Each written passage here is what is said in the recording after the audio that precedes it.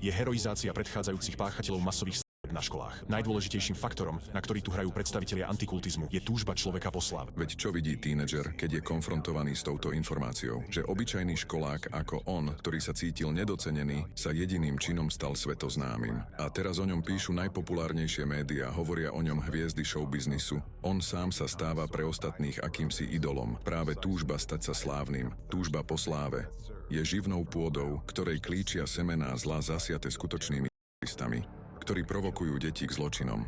A ak si z tohto pohľadu znovu preštudujete profily stredov a to, ako vysvetľujú svoje dôvody svojich činov, jasne uvidíte, že práve túžba byť známy je jedinou vlastnosťou, ktorá ich všetkých spája. Je tu kľúčový bod. Ak nebude heroizovaný obraz strel, prestane byť strel na školách možná, pretože nebude existovať ten základ, ten fundament, na ktorom spočíva zvyšok programu na jeho realizáciu.